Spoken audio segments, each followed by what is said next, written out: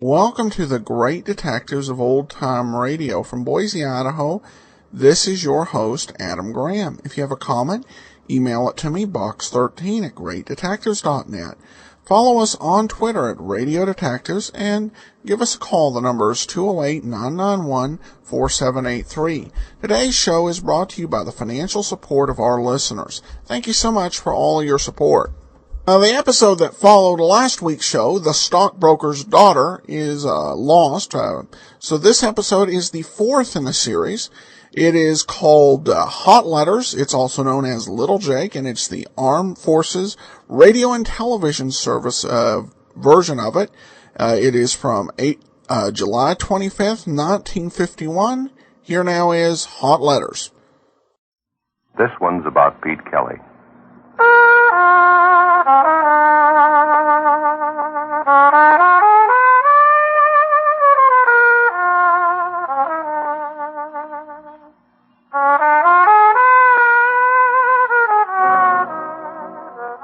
It's about the world he goes around in.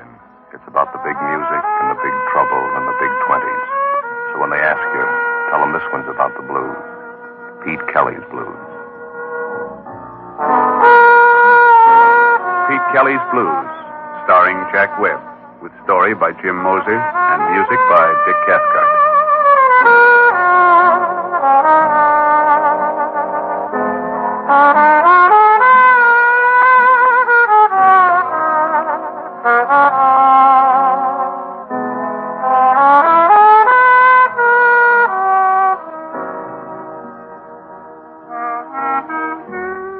My name's Pete Kelly.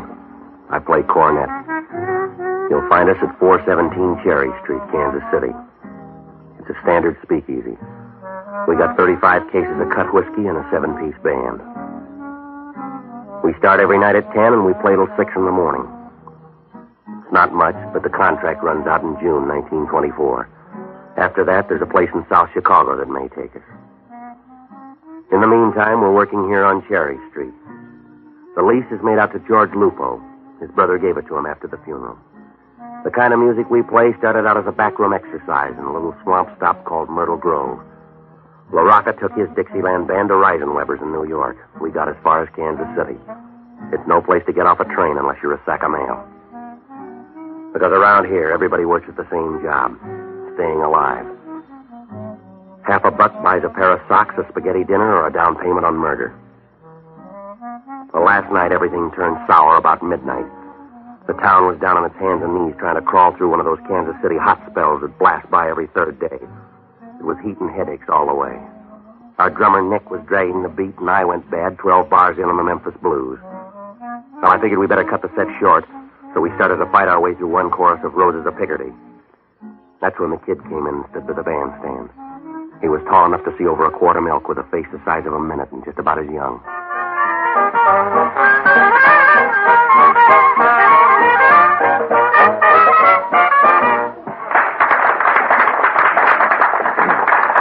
All right, let's get off for a while. Who's your friend, Pete? I don't know, but he must be tone deaf. Mr. Kelly! Mr. Kelly! Yeah, son. I heard you play. You sound good. We've been better. What's on your mind? Father Cronin sent me to see you. Are you doing a little missionary work? Oh, no, sir, nothing like that. I'm an altar boy over there. Father calls me Little Jake. We sure got you working the late shift. I've been trying to get a hold of you all day. Father wants a favor. We'll make it a small one. I'm all out of the big one. And he just wanted to know if you could come by St. Timothy's and see him. He said tomorrow morning right after the 9 o'clock. Okay. Tell him he keeps terrible hours. I'll be there. Thanks, Mr. Kelly. Pete Kelly? Yeah, that's right. Tell the kid goodbye. He knows his way out. Should I go, Mr. Kelly? See you, kid. Yes, sir. Goodbye, Mr. Kelly. Yeah, goodbye, Jake. You got someplace private? We'd like to talk. This is my office. Now listen hard, Bright Eyes. There's enough gun in this coat to blow you right through the wall. I'll take your word for it. We coming in nice and you get funny mouth. Now you got someplace we can talk. I can't leave. I gotta do a number. Do it. We'll be right here about 10 feet from your stomach. Yeah. All right. Let's go. You look sick, Pete. What's the matter? I feel fine. Who's sorry now? Everybody ready? Let's go.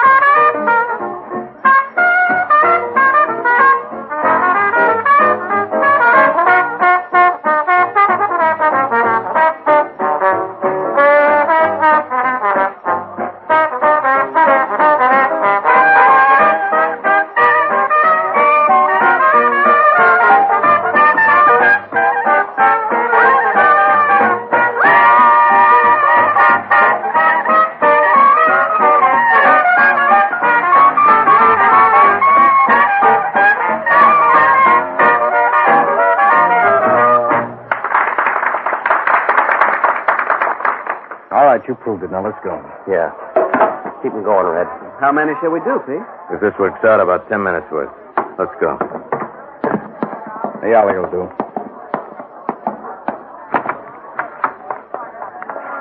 We need a favor, Kelly. Yeah, there's a run on them tonight. Give me the envelope, Dix. Yeah. You got an inside coat pocket, Kelly? Come on. Either throw or pass the dice. Hold him, Dix.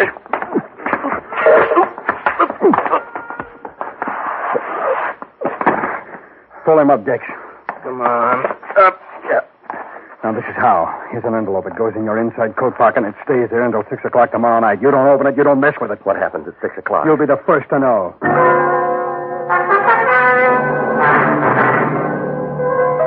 Well, I stood there in the alley and watched them walk away. Inside, Lupo was blowing up a storm. Something about paying for a 7-piece band and only having 6. Well, it wasn't worth trying to get back on the stand. I got a cab and went up to my room.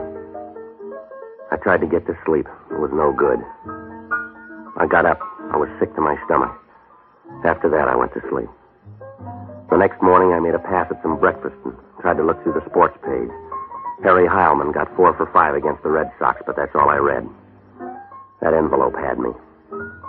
People have been taken out in alleys before, and they've been worked over, usually to get something away from them, not to give it to them. No matter how I tried to put it together, it wouldn't come out. Thin or fat, it wouldn't slice. I had the envelope, and I had to wait till 6 o'clock. Well, I gave up on the coffee, and I started over to see Father Cronin. It was a little after 9:30 when I started up the steps of St. Timothy's. I figured Mass was almost over, so I hung around in the vestibule for a couple of minutes, trying to look like a part-time bell ringer. Hi, Mr. Kelly. Hello, Jake. Father's back in the sacristy, Mr. Kelly. He said for me to show you the way. They move it? No, sir. All right, Jake. Show me the way.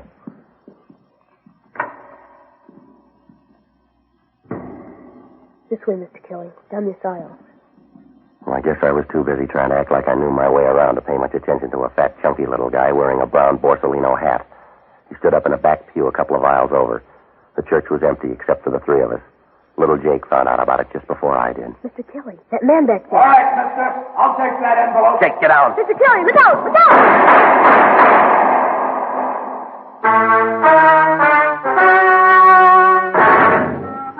Well, in Kansas City, you learn early to look for trouble. Any place, any time. But this is the first time it caught up with me in the middle of a church. The last 3 shots were a waste of money. Jake went down like young wheat in a hailstorm. When I grabbed for him, I hit my head on the base of a marble pillar. I lost the edge right there. By the time I hit the street, he was gone.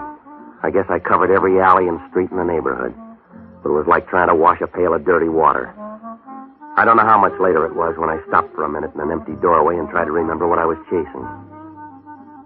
Well, a siren was crying off somewhere in the distance, and I started back for the church. The coroner's wagon was just pulling away as I got there. I didn't see Father Cronin around, so I went back to the rectory and rang the bell. He came to the door in his shirt sleeves. He stood there for a minute just looking at me. And then he motioned me inside. In here. Sit down. The kid, Father, little Jake. He's dead. You want a blow-by-blow? Yeah, I know, Father. I was there. Sure you were there. You're always there. I should have known better than to call you. I should have known it meant trouble. Oh, wait a minute, Father. This wasn't my party. I called you here today to ask you a favor, Pete. Yeah, I know. You don't know. It's too late now. We were going to have an altar boys picnic tomorrow at Washington Park. I wanted you to play a little music for us. We won't be going now, Pete. We got a funeral instead. Yeah. What do you want me to say? Don't say anything, Pete.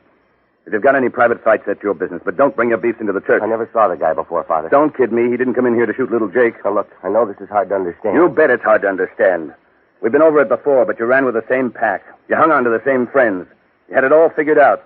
Well, you figured this one, Pete. There's a 9-year-old boy on his way to the morgue. He took a gangster's bullet that you earned. Now you go ahead. Figure it. I got this envelope. I don't want an explanation. Take your excuses and peddle them where you need them. The bootleggers and the gunmen.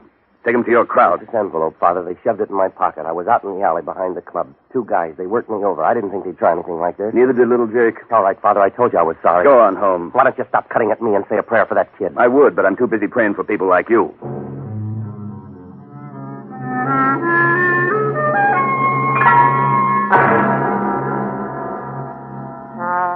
Well, you couldn't blame him. How do you explain away a dead kid lying in front of an altar rail? All I could offer was a 2-cent envelope in my coat pocket and a wild night in an alley. I started to walk back to my room. I tried to paste up some kind of an answer, but I got nothing. I was halfway home when the last breeze left town and went someplace to cool off. My clothes were soaking wet, and I decided to take a cab the rest of the way. I reached in my pocket, and all I had was 23 cents, so I kept walking. Sunday morning's the same in any town. Empty streets and everybody home trading the comic section and living off a Saturday night. You could live here all your life, and on Sunday morning you just got in town. It was about noon when I got to my hotel. I went up to the second floor and unlocked my door. They were sitting on the bed. Their coats were off, and they'd hung them on the back of a chair. The same 2 boys who'd given me the envelope last night. Got a real hot room here, Kelly. You ought to move off this cord. Yeah, next time I'll get twin beds. Is everything all right with that envelope? It made a murder, mister. You take it. Put it back in your pocket. Now get this, both of you. There's a lot of something wrong here. I've had my turn. You find yourself another fall guy. There's a lot of inside coat pockets in this town. Look for a new one. We like yours, and that's where it's going to stay. Now, you don't listen good. Me and Dex put it out last night, and you didn't pick up on it. We got you on board, and we'll tell you when to get off. 6 o'clock, boy. How long do you think this jag will last? Look, I'm cashing in. I've had enough. What were you doing this morning, trying to pray your way out? The priest wanted a favor. I got it, Lon. Yeah. Yeah, he's in. No, he's busy. Room 205. Sure, come on up. Benny, He went for it, huh? on his way up. We're going to stay a while, Kelly. Well, there's only 3 chairs. I'll make it easy for you. Stay put, mister. No, he's your friend. I'm checking out. First time you've been right.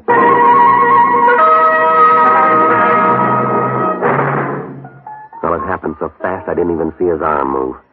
My knees buckled and I pitched forward. I don't know how long I laid there, but when I opened my eyes, the afternoon sun was almost gone. What was left of it was bleeding through a rip in the blind. Well, I could hear somebody breathing hard like a fat man on a hot day, and when I rolled over, I saw him. A tough prohibition agent by the name of Cage. The weather didn't make any difference to Cage. He always looked that way. His collar was wilted, and it looked like Arrow's first try. His necktie was pulled down, and the knot was twisted. The heat had worked him over so that the front of his shirt was splotchy and damp. Reminded you of a first grader's map of the world. He was sitting in a chair with his arms draped over the back and his head resting on his hands. He was smoking a Milo Violet, but it didn't help that much. His mouth was wound around a toothy grin, and he looked like a mountain lion who'd just eaten her young. You can get up now, Kelly. You made your point. Yeah, sure. How long you been here? Long enough to fill out your booking slip. You're going to jail, mister. What for? Sleeping on the floor? For the dead guy on the bed. Who is he? I don't know. How'd he get there? You put him there after you shot him. Now get your hat. Look, Prohibition's your racket. Dead bodies are out of your line. Not when I find him in your room. Now let's go downtown. We'll both tell homicide. We'll find the details later. Gage, you couldn't find yourself in a mirror. I didn't have anything to do with this, and you know it. I've been out for the last 3 hours. This happened after they slugged me. Save it for the jury. All I know is I got a phone tip to check room 205. I come up here and I find you and a dead guy. That's all I need. You can dress it up fancy and make it look cute, but it still comes out murder. There's enough liquor in this town to float it away, and you're wasting your time with a killing that's none of your business. You're my business, big shot. Somebody put 2 pounds of lead in Benny's chest, and you're my pick. Benny who? Benny Davis. He worked for Mike Quinlan. You look pale. Yeah, I'm just beginning to feel the squeeze. Mike Quinlan on one side and those two trigger men that you let walk out of here on the other. You got it, and I'll be turning the handle. Now, before you start worrying about your picture in the paper, you better turn up the two guys that were here with me. That part of the same dream? They gave me an envelope to hold for them. The price on it's going up by the minute. A 9-year-old kid died for it, and this guy here on the bed. That's a good story. Do you write him down or just make him up? Look, you got nothing on me, and I haven't got much time. I'm leaving you. That's all right. I called downtown. The minute you hit the street, they'll pick you up. In the meantime, you better come up with more than you got. They don't hang you in this state on a hunch. I'm going to check this room over. I'll find all we need. You couldn't find your head with both hands. Goodbye, Cage. All right, you got till midnight, big shot, and then I'll be around. Yeah. I'll have it all set up. All we'll need is time to run the extra.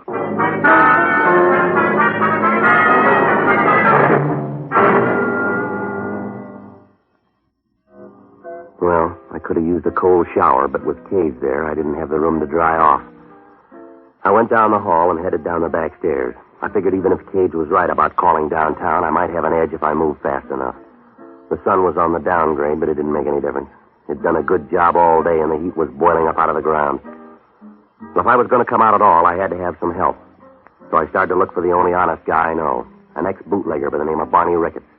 The only bootlegger in the country that went broke in 1922. He drank himself out of business.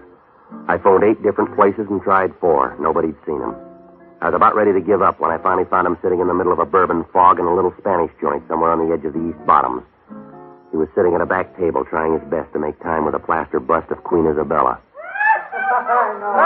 P.T., my boy, you're just in time. I'm not quite certain, but I think the young lady here has a friend. I got to talk to you, Barney. If you're any good at all with Spanish, now's the time. I was positive she'd loosen up on this second bottle of wine, but no, she's utterly uncharitable, and I think she's a picture of a perfect boy. Yeah, all right, Barney. To a member of the old Castilian school, there can be no excuse for the conduct she's exhibited. Yeah. Why, do you know I was even good enough to buy her 3 rounds of Portuguese brandy? Imported, mind you. But what do I get for my pains? Not even a civil thank you. All right, listen to me, will you, Barney? I've been sitting here in the most gentlemanly fashion, sipping this delicate nectar and trying vainly to keep the party going. But does she help? No! I've talked to her about politics, medicine, literature, Keats, Byron, Shelley, Faith Baldwin. I've even talked about the weather. Barney, she's a statue. Oh, a simple oversight, P.T. It could happen to anyone. Now, look, I'm in trouble. Of course you're in trouble. You'll always be in trouble because you're a child of adversity, a son of scorn. The fates spit in your eye and you try to retaliate, but the wind's always blowing in the wrong direction.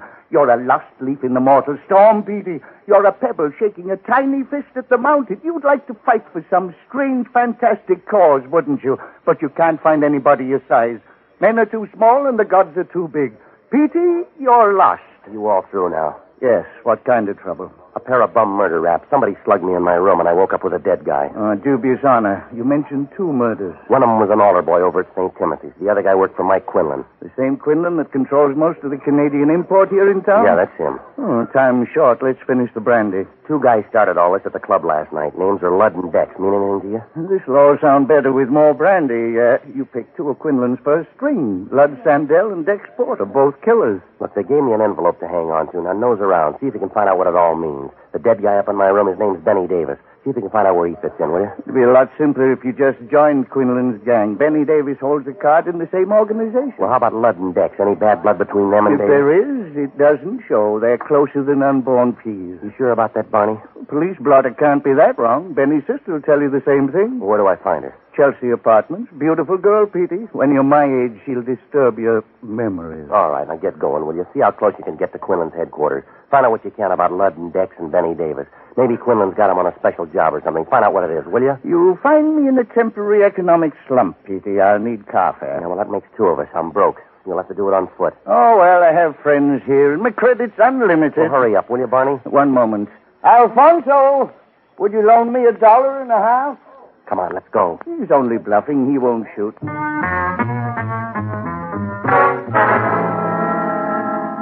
Well, Barney headed down toward Bale Street from Mike Quinlan's place, and I started cross town for the North End and the Chelsea Apartments. I couldn't begin to work it out. If Dex and Ludd were such good friends with Benny Davis, why did they kill him? And if they didn't do it, who planted his body in my room and why? Well, I was running way late and there wasn't much time to catch up. I finally found the Chelsea Apartments on the corner of Stocker and Bales. It was an old 3-story wooden frame.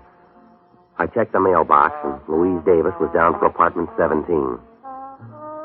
Well, inside, the hallway was dark, and a couple of gas jets were smoking up the ceiling. There was a potted palm by the foot of the stairs, and it looked like it was growing out of old gum wrappers and cigar butts. Apartment 17 was at the rear of the first floor. She answered the door, and you could tell right away Barney was right. She was pretty, and she had enough smile to last you for years. Yes? You Louise Davis? That's right. I can do better for you. You're Pete Kelly. I've heard you play. Yeah, well, so far you're batting 1,000. Can I come in? Yeah, sure. You didn't bring your band, so it must be a social call. I'll make this short. It's about Benny. What about him? That's what I want to know. He's got a couple of friends. I got to know about him. Then he isn't that popular. You mean Ludd and Dex? They'll do. They got trouble, and they're cutting me in. What kind of trouble? No, I'm not sure. That's why I came to you. I can't help you. They never tell me what they're doing. Well, they gave me an envelope. They told me to hold it till 6 o'clock tonight. You haven't got any problem. You'll know in an hour. Yeah, well, maybe I'm tired. I want to know now. I'll take any lead you got. They found out I told you this. They might not like it. They got some kind of a beef with Quinlan. Does Mike know about it? I wouldn't know. I just heard him talking one night. They're not happy with the money Quinlan gives them. They got any plans? I don't think we better talk about this. Let me get you a drink, huh? Now, look, this is the last trip around for me, lady. I got to have everything you know. You said something about an envelope, didn't you? That's right. You got it? Right here. If you open it, you'll understand everything. Well, they gave it to me sealed. They want it back the same way. If you want to be around to give it back, you'd better open it. You got a guarantee handy? All I know is the three of them are working on something big. I don't know what it is, but I heard some talk about an envelope. Your choice. You asked for a lead and you got it. Yeah, we'll hold hands when they cut me down. You got a letter opener? Pete, look out!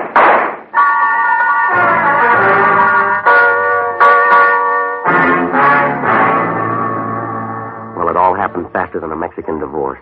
Louise Davis was dead before the echo left the room. Well, I got to the window, but whoever did the shooting was gone. I grabbed the envelope, and on my way out, I took another look at her. There wasn't anything left but the smile. I cut through a couple of back lots and down an alley. I stopped in the doorway and opened the envelope. Inside was a handful of typewritten sheets. Looked like a lot of headache for 5 pieces of paper. And then the bell rang. 2 of them were consignment slips for 8,000 gallons of high-grade Canadian whiskey. The other 3 slips were detailed breakdowns for a convoy of trucks. They showed special truck routes over the Canadian border into the States to miss the hijackers and the prohibition agents. They showed a day-by-day schedule for each truck on its trip down from the border. Well, it's not too tough to hijack a load of booze, but when you got it laid out right down to the time, the place, and how many bottles, it's like money in the bank. Well, I knew right then why the envelope meant so much to Ludd and Dex. What I couldn't understand was where they got it. Why they gave it to me to hang on to. Well, maybe they were working for Quinlan, but why didn't he have the papers, and why weren't they in his safe? Mike had a big one. Well, the questions were still piling up. There was an outside chance, but I couldn't stand still, so I crossed over to the Kansas side and headed down Boulder Road to Fat Annie's place. Maggie Jackson did 2 things good. She sang the blues better than the guy who wrote them, and she could pick up an idle rumor at 3 miles. Hi, Pete. Maggie, what do you know? I knew you'd be here tonight. You always come in together. Trouble and Pete Kelly. Yeah, I know. I never come around except when I need something. As long as I have it to give, you got it. It's Mike Quinlan this time, ain't it? Well, that's part of it. I'm in it up to my ears. You got an envelope, I heard. Yeah? Mike Quinlan and some of his boys have been here about an hour ago. They tore the paper off the walls looking for you and Dex and Ludd. Dex and Ludd? Mike wants all 3 of you. Yeah, anything else? No. Barney Ricketts called for you. Did he leave a number? He's still waiting on the phone. I took the call. He said you'd end up here, so he just hung on. Well, I'll get it right now. Yeah, the boss is kind of mad. The phone's been tied up for 2 hours. All right, thanks, Maggie. Sure, and good luck, Pete. Hello, Barney? There you are, Petey. That'll be $1.25 for another 3 minutes. Yes, all right, operator. Alfonso, 5 more quarters, please. No, the quarters. Just a minute, Petey. Alfonso doesn't know the quarters from the house. Yeah, well, hurry up. That's right. Thank you. Now then, Pete. No, Alfonso, no more money for the moment. What's going on, Barney? Where are you? Fort Madison, Iowa.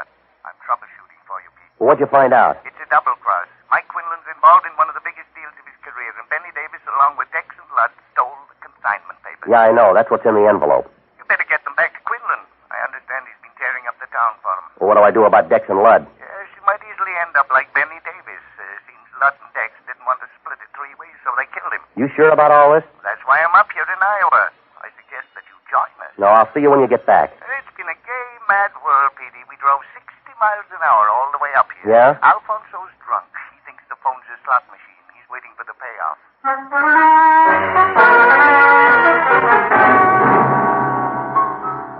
Well, as soon as I hung up the phone, everything fell into place. I had one big worry, to get back to the club and unload those papers before Quinlan caught up with me. Well, almost everything made sense now, except the killing of Louise Davis, Benny's sister. It was easy to see why they dropped Benny along the way, but why his sister? How did she tie in?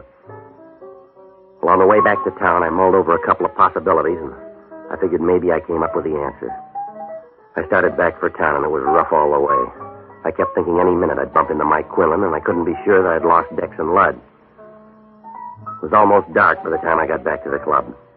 The band was waiting around for the Sunday rehearsal. We ran through one number, and then things got cloudy. Now, Kelly. You're early, Dex. Close enough. No, not for me. You said 6 o'clock. Your horn's no match for this gun. Give me the envelope. 6 o'clock, Dex. All right. Let's try someday, sweetheart. Hand me that plunger, will you, Red? I'll give you the pickup.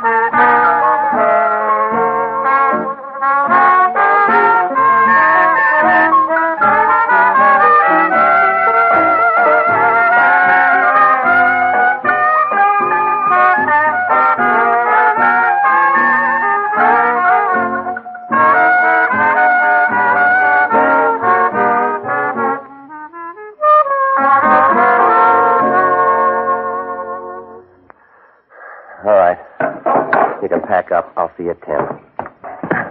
You gonna give me that envelope, or do I blow it out of your pocket? The same way you handled Louise Davis? I don't know what you're talking about. I think you do. You killed her and you killed her brother. You got it all figured out, haven't you, The Kelly? horn player's right, Dex. Don't turn around. You got it wrong, Lud. I don't think so. I never should have let you kill Benny. That should have been the tip-off, and that kid in the church and Benny's sister. You had to make the big try. It was for me and you, Lud. It won't wash. You're gonna die, Dex. Pick a spot to lay down. Not in the back, Lud. You'd give me a better chance than that. Would I? Look out, Lud! Like I said, Dex, pick a spot. Well, that wraps it up, Kelly. You better sit down, Lud. No, this'll do. It won't be a long wait. I don't mind standing. Suit yourself. 6 o'clock, Lud. Here's your envelope. Yeah. Thanks. Yeah.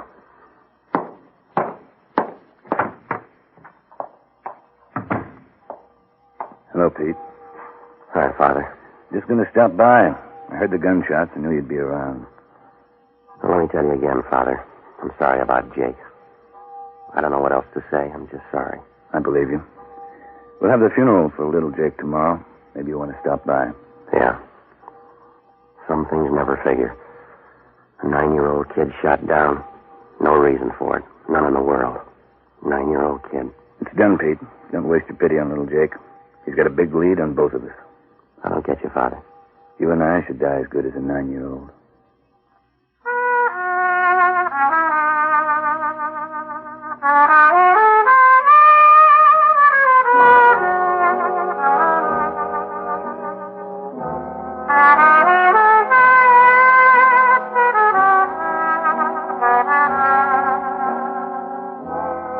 Pete Kelly's Blues, starring Jack Webb, with story by Jim Moser and music by Dick Cathcart.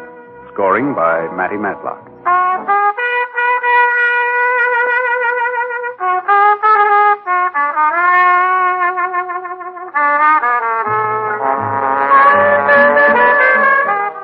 The music of Pete Kelly's Big Seven consists of Dick Cathcart on cornet, Matty Matlock on clarinet, Nick Fatul on drums, Ray Sherman on piano, George Van Epps on guitar, Judd Donat on bass, Mo Schneider on trombone.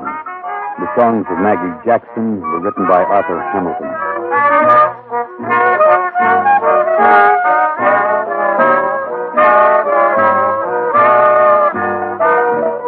Pete Kelly's Blues is a presentation of the United States Armed Forces Radio Service.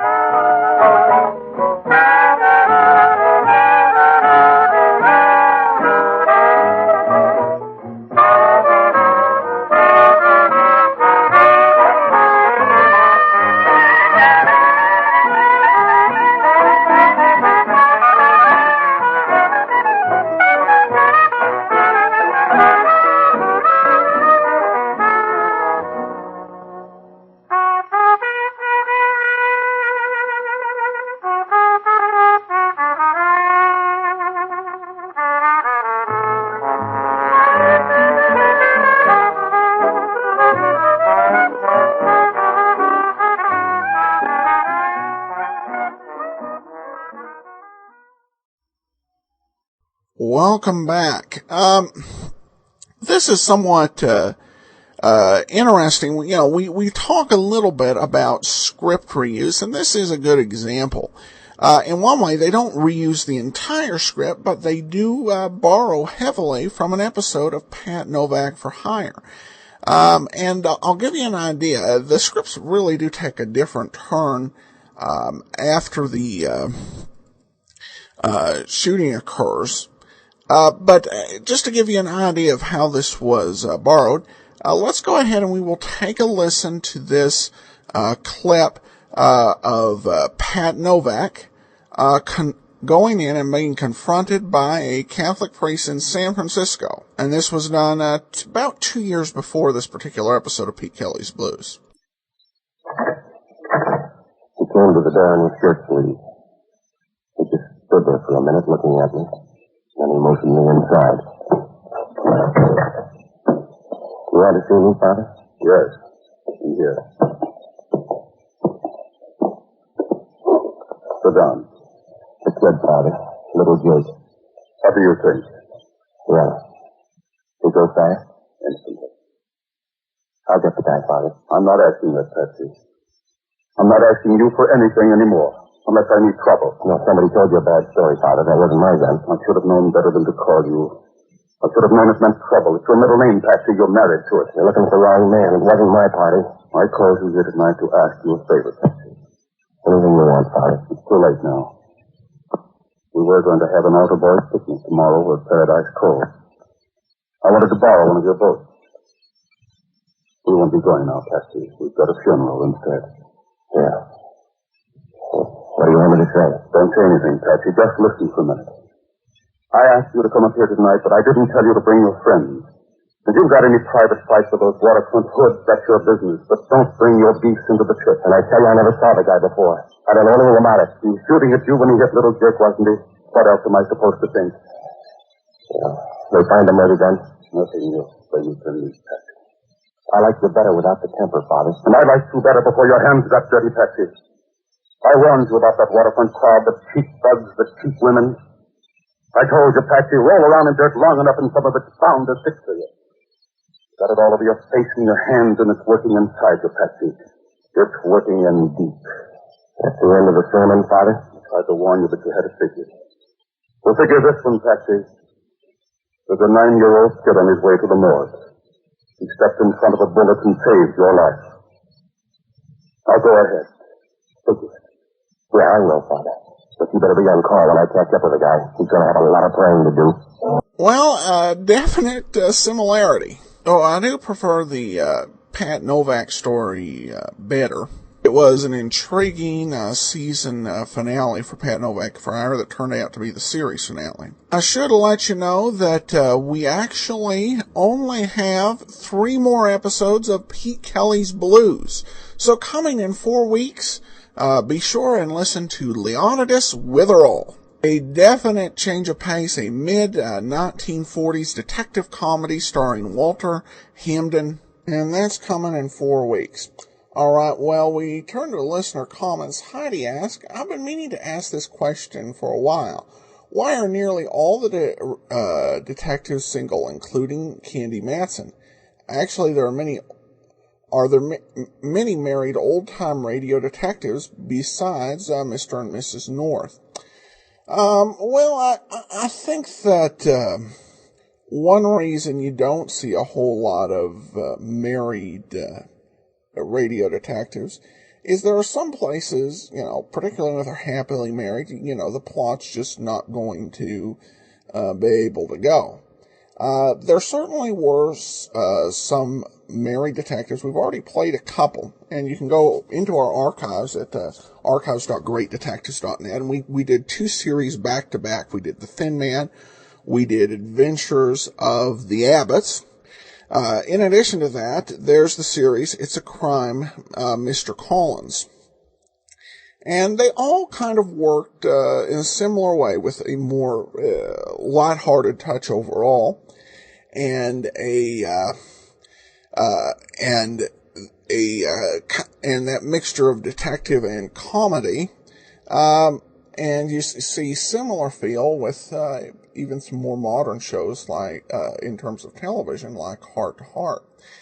And I think we should also be clear, in some cases, such as Holmes, Nero Wolfe, and Philo Vance, these sort of super genius, the way the character's written is someone who is just not going to get married. As a bit of an iconoclast. And the hard-boiled eyes, the real cynical ones, like Sam Spade and Mike Hammer, it's kind of hard to imagine them settling down and getting married. You also have to be aware of how the listeners at home might take a situation. If a detective drama is too hard and too serious, and you have a married detective, I think we would probably, or at least listeners in the 1950s, would feel a whole lot differently about the somewhat extremely ill-advised risk that Johnny Dollar took if Johnny Dollar had a wife and kid back in Hartford. So if you want to have a married detective,